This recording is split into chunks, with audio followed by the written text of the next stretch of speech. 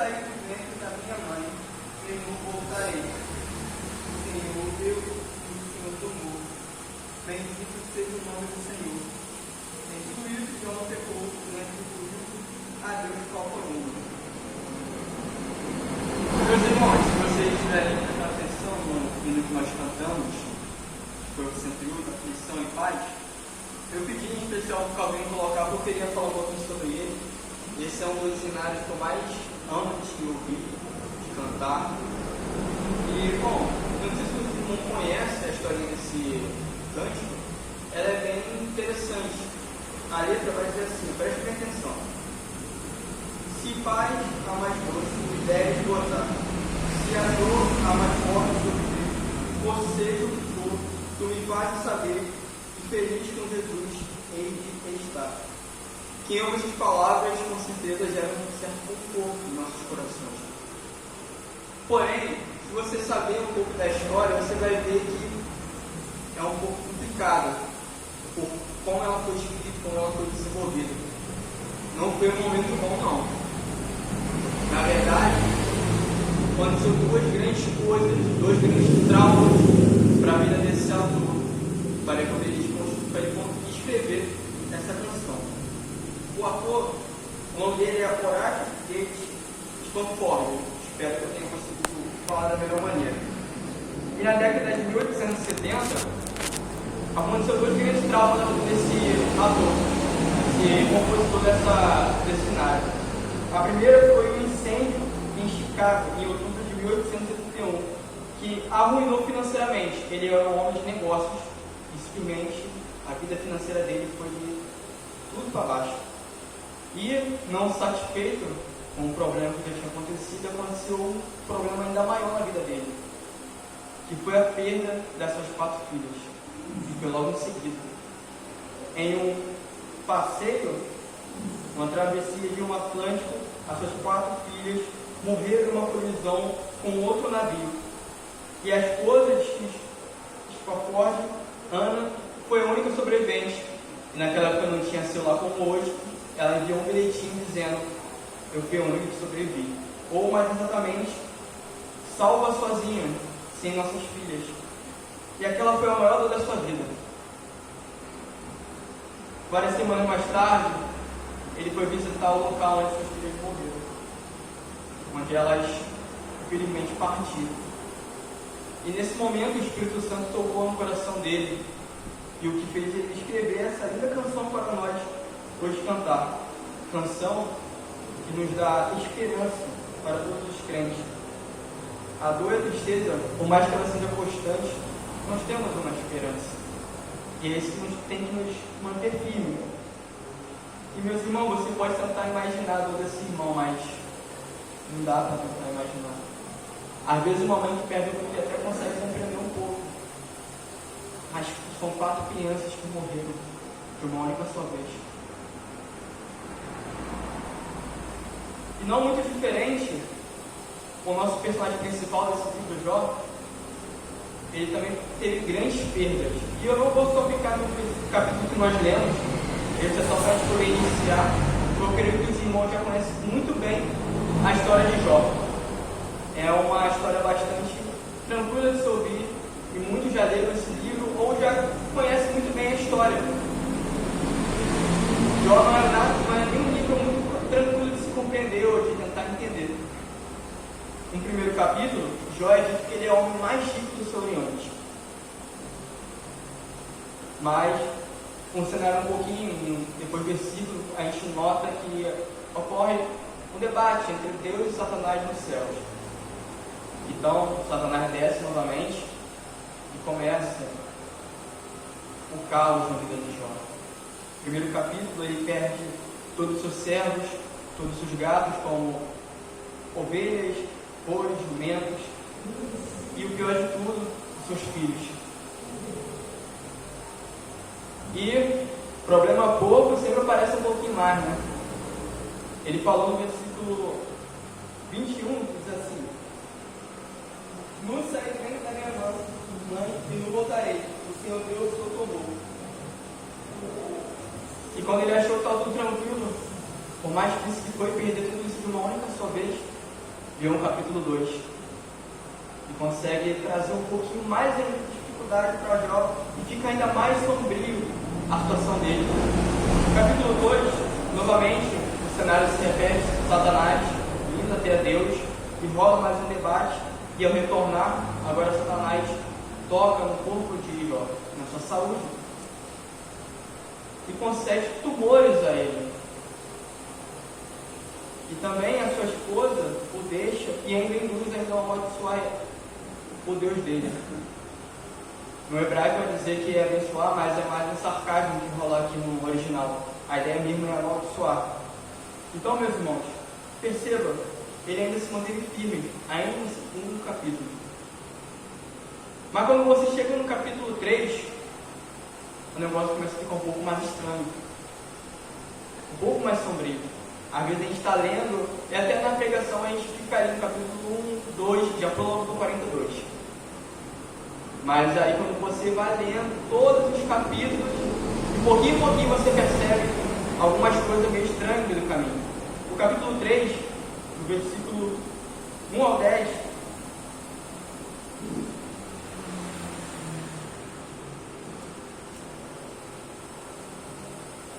Jó, capítulo 3,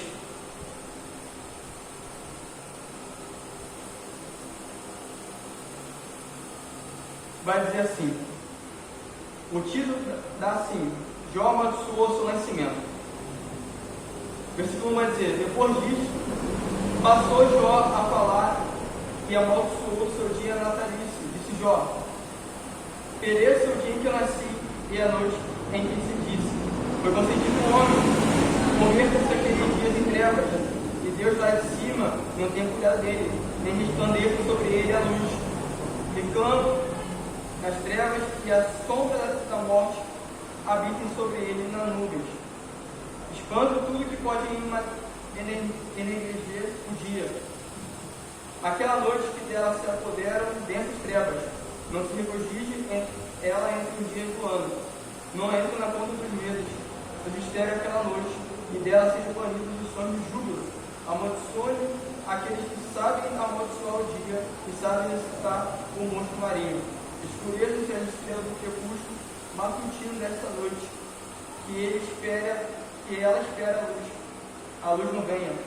Não venha a pálpebra dos olhos da alva, por não fechou a porta por dentro da minha mãe, nem escondeu dos meus olhos o sofrimento. Se a gente tivesse que resumir em uma única frase, esses versículos do 1 ao 10 seria, eu preferia não ter nascido. Jó falaria mais ou menos isso. E se você for ler o restante do capítulo 3, você percebe que o negócio fica ainda pior. Ele vai falar que quando ele nasceu, ele preferia ter morrido assim que nasceu, e que a sua vida miserável era melhor ter morrido. Mas vamos focar apenas nesses primeiros versículos. Jó começa o lamento do seu próprio nascimento. Desde a antiguidade, todos os homens, de uma maneira geral, homens e mulheres, eles comemoravam as datas de aniversário, né? Sempre foi um momento de felicidade, de alegria. Mas Jó, ele mesmo abobina o seu dia do nascimento. E ele pede que os homens, quando fossem comemorar a sua data, que lamentassem, chorassem, porque o homem cheio de falha veio ao mundo. Um homem cheio de erro veio ao mundo. E começa o lamento de Jó. Jó está errado nesse sentido. Por mais que ele não tenha amaldiçoado Deus diretamente, ele abobina a sua vida, o dom da vida que Deus deu para ele viver. Jeremias 1,5 vai dizer, antes que eu te formaste no ventre materno, eu te conheci, e antes que saísse da madre, te consagrei e te constituí profeta às nações. Nós julgamos as circunstâncias do nosso tempo. Nós não pensamos, não paramos para poder pensar o que está acontecendo, o que pode acontecer, o que pode mudar. Enfrentamos lutas prolongados, frustrações da vida, sonhos não realizados. Às vezes o estresse do trabalho também pode ser algo que pode mexer com a gente querer dar um fim naquele dia. Eu mesmo, às vezes, no trabalho, quando estou muito meio estranho, cansado, eu mesmo torço que aquele dia acabe. Espero que aquele dia acabe. E Jó estava querendo que a sua vida terminasse, que a vida dele se encerrasse ali. Mas, meus irmãos, eu quero trazer uma palavra de esperança para vocês que também possam enfrentar algumas dessas situações que desanimam a sua caminhada. Jó quis morrer e ele viu que não tinha razão para isso. O sofrimento pode parecer não ter fim, meus irmãos. Não ir embora da sua vida, não finalizar, não acabar, ou durar até para sempre na sua vida. Mas no pior cenário que nós podemos enfrentar, muito em breve, a nossa natureza será revestida de divina e nós iremos encontrar com Deus. Jó 19, capítulo 19, no versículo 25 e 26 vai dizer: porque eu sei que o Redentor vive e por fim se levantará sobre a terra. Depois, revestido deste meu corpo, da minha pele, em minha carne, verei a Deus. Jó sabia que tudo que tinha acontecido com ele foi dado por Deus, por princípio de Deus. Só que ele não sabia quando ia terminar, ou se ia terminar. E isso perturbava a vida de Jó. Mas ele entendeu, antes mesmo de doutrinas de ressurreição ser elaboradas, que o corpo dele iria ser ressuscitado novamente. O corpo pleno, limpo novamente, cheio de saúde. Jó precisou esperar 42 capítulos, vamos dizer assim, para que tudo terminasse para a vida dele. Às vezes para você, basta 2 meses, uma semana, um ano, para que o seu problema, seja financeiro, seja saúde, passe. Ou infelizmente não vai passar. Eu sinto muito em dizer isso, mas eu tenho que ser sincero. Às vezes podemos não melhorar de saúde, podemos não melhorar financeiramente nessa vida. E a gente tem que entender e ser feliz mesmo assim, se alegrar, mesmo em situações ruins na nossa vida. Paulo vai dizer isso em Filipenses 4:4. Alegrai-vos, alegrai-vos. Paulo estava numa situação preso, e ele mesmo falou isso, alegrai-vos. E Paulo preso. Meus irmãos, a gente pode estar enfrentando a pior situação da vida. Podemos estar enfrentando uma situação horrível na nossa vida. Podemos nunca conseguir melhorar de vida. Mas devemos regozijar em Deus. A nossa alegria tem que estar pautada em Deus. Isso tem que ser notório na gente, no nosso ser. É o mais importante. Jó estava errado. Vale a pena viver. Vale a pena nascer. Vale a pena nascer e conhecer tudo que nós conhecemos da palavra de Deus. Num momento ruim a gente pode realmente se perder, esquecer de algumas coisas. Mas, meus irmãos, a gente tem que voltar, ficar firme, permanecer. Porque no fim nós iremos encontrar com Deus. Aquele que nos deu vida, nos concedeu o dom de viver nessa terra, glorificá-lo aqui embaixo. Momentos ruins em nossa vida sempre irão vir. Não adianta você fugir. Se não estiver acontecendo nada, tenho certeza que uma hora vai acontecer novamente. E vai acontecer de novo. Vai vir saúde, vai vir doença, vai vir instabilidade financeira. Mas o mais importante é a gente se manter firme em Cristo. Meus irmãos, e para concluir, é um livro bem extenso, não dá para trabalhar rapidamente, tem muitos detalhes. Quando eu leio o Jó, eu penso que é um livro que cada palavrinha que é dito nele é como fosse uma montanha. Muitas coisas dá para ser trabalhada e prestar atenção. Mas agora, para finalizar, eu gostaria de pular diretamente para o capítulo 42. Vamos estar lendo apenas o versículo do 1 ao 4.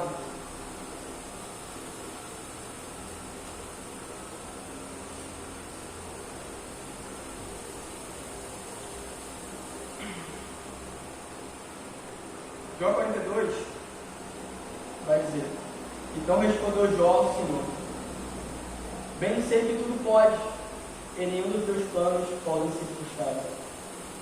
Quem é aquele, como disseste, que sem conhecimento e cobra conselho, na verdade, foi ele que não entendia coisas maravilhosas demais para mim, coisas que eu não conhecia. Escuta-me, pois havia dito, e eu falarei, eu te perguntarei, e tu me ensinarás. Eu te conhecia só de ouvir, mas agora meus olhos te veem. Por isso, me abobino e me arrependo no pó e na cinza. Jó antes só conhecia Deus no ouvido, e a sua fé era no ouvido. Agora Jó teve uma experiência com Deus. Por mais que, enquanto ele enfrentou, ele não entendeu o que estava acontecendo. Não entendeu por que aquelas coisas aconteceram na vida dele. E nessa hora a fé dele foi testada. E meus irmãos, muitos de nós podemos falhar nessa questão, cair. Porque quando na hora que nós apertamos, é que aí realmente somos testados para ver que de fato nós conhecemos Cristo ou não. Porque está aqui dentro, dizer que você é cristão, que conhece Cristo, você lê sua Bibliazinha, que você ora, é muito fácil. Você conhece Deus porque o pastor prega aqui todo domingo, dá estudo na terça-feira, o irmão de quinta-feira prega, é muito fácil. Mas quando realmente Deus nos prova a nossa fé, é que realmente nós iremos entender se somos cristãos ou não. E Jó, entendendo isso, que por um momento ele falhou na sua fé, por mais que ele não tenha caído, Jó humildemente nota isso e admite que a sua fé não foi suficiente nos piores momentos. Aquele Jó que falou que tudo que ele recebeu veio de Deus e tudo voltou para Deus, e em um pequeno momento ele chegou a não entender o que está acontecendo com ele. Às vezes nós temos uma fé muito teórica. Às vezes a gente fala muita coisa, mas quando tem que colocar isso em prática, meu irmão, a gente falha. E quando falhamos, nós caímos. E se não for a misericórdia de Deus para nos sustentar, assim como sustentou Jó, nós realmente abandonamos a nossa fé e dizemos ter. Porque ele tinha, antes de conhecido, tinha sido muito vago para sustentar tudo que ele enfrentou.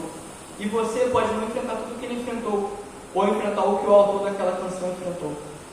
Às vezes uma pequena pedrinha no seu caminho pode ser o suficiente para você se desmoronar e chutar o balde, murmurar.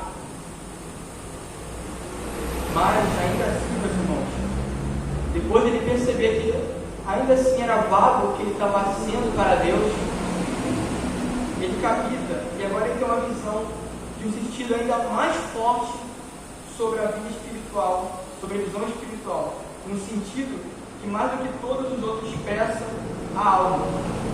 Agora ele entendeu quem é Deus, agora ele entendeu quem ele realmente serve, e esse Deus a gente tem que tentar entender todos os dias, buscar entender todos os dias. Um teólogo, Adam Clarke, vai dizer assim: ao ver Deus, Jó viu-se a si próprio, pois a luz que descobre a glória e a excelência de Deus também revela a mesquinhez e a maldade do próprio Jó. Quando você conhece quem é Deus, quando você conhece a glória de Deus, meu irmão, você conhece quem você é de verdade. E você percebe que você não é nada. Você não é nada sem Ele. Que você é apenas um pecador. Meus irmãos, que possamos junto, assim como o Jó perseverou, porque ele perseverou até o fim, que possamos perseverar nas pequenas lutas e nas grandes lutas que se abatem sobre nós. Que venhamos sermos nossos próprios sacerdotes das nossas próprias vidas. Que venhamos sim ter um tutor nos guiar, mas que venhamos aprender a caminhar, que venhamos aprender a seguir nossa vida cristã, fazendo o que nós precisamos fazer para ficarmos fortes na fé, que é ler a palavra de Deus, que é orar, e não só isso, na prática também precisamos demonstrar o que nós tanto ingerimos para dentro da palavra de Deus, que possamos igual Jó, perseverar até o fim, meus irmãos. Eu gostaria de orar para encerrar e também para poder encerrar o trabalho. Soberano Deus, eterno Pai, eu te agradeço, Pai, por esse momento. Eu não sei, Pai, se essa palavra foi captada da melhor maneira como eu gostaria, Senhor. Mas o Senhor sabe, Pai, que cada um está aqui, Pai, buscando, precisando ouvir, Pai. E às vezes as palavras podem ser duras, ou também desconforto, ou de alegria, Pai. Eu não sei o que foi tocado no coração dessas pessoas essa noite, mas eu espero que algo tenha sido tocado, Pai. Assim como ela me tocou, Pai. Assim como esse cântico também me tocou no decorrer do dia de hoje, Senhor. Que o Senhor venha, Senhor, nos ajudar a perseverar, Pai. Porque às vezes não perdemos filhos ou bens materiais, ou seja, às vezes nós perdemos coisas mais simples, como um emprego, como alguma coisa, até uma programação, Pai. E nós murmuramos por isso, perdemos o ônibus para voltar para o trabalho, murmuramos, assim, reclamamos muito. Meu Deus, nos ensina a perseverar, Pai. Nos ensina a ser mais firmes na Tua presença, Pai. Nos perdoa, porque nós falhamos em várias coisas, Pai. Nos ajude, Pai. Agora eu quero te pedir, Senhor, encarecidamente, nos leve para nossos lares, em segurança, que possamos ter um restante de noite abençoado pelas Tuas mãos, Senhor. Oh Deus, permaneça conosco. Em nome do Teu Filho amado Jesus Cristo.